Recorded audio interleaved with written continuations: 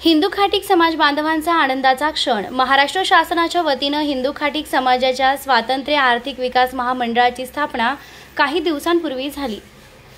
नाशिक येथील समाज कल्याण विभागाच्या कार्यालयात शासनाच्या माध्यमातून बोर्डाचे अनावरण कर्तव्यदक्ष आमदार सौ सीमाताई हिरे, उपायुक्त राकेश पाटील, लेखाधिकारी लोहकरे यांच्या हस्ते करण्यात आले। या प्रसंगी अखिल भारतीय हिंदू खाटीक समाज संघटनेचे प्रदेशाध्यक्ष रमेश रघुनाथ जाधव, प्रकाश कोथमिरे, विष्णुपंत आदमाणे, प्रकाश कांबळे, गौरव पलंगे, निर्भीड ज्योत न्यूजचे मुख्य संपादक योगेश घोलप, मनोज जाधव, योगेश घोडके, व्यंकटेश जाधव, महात्मा फुले मागासवर्ग विकास महामंडळाचे अधिकारी केव्ही लोहकरे, कार्यालयातील कर्मचारी सना सय्यद, शोभा वाकोडे, रोहित काळे व आदी समाज बांधवांच्या उपस्थितीत कार्यक्रम पार पडला। निर्भीड ज्योत न्यूजसाठी मुख्य संपादक योगेश घोलप, नाशिक।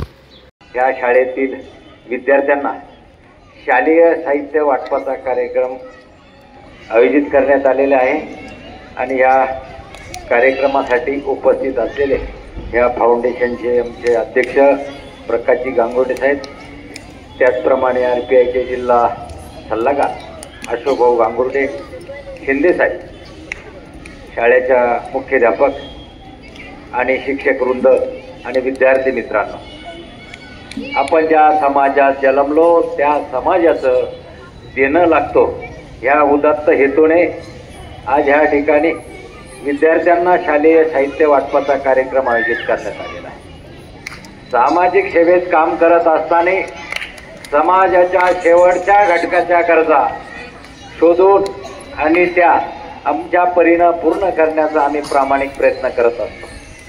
म्हणून या शाळेतील मुख्याध्यापक आणि सन्माननीय सर्व शिक्षक वृंदांना मी विनंती करतो, ज्या वेळेस शाळेला काही गरज असेल लागेल त्यावेळेस हक्काने आवाज द्या, आम्ही खंबीरपणाने तुमच्या पाठीमागे उभं राहू।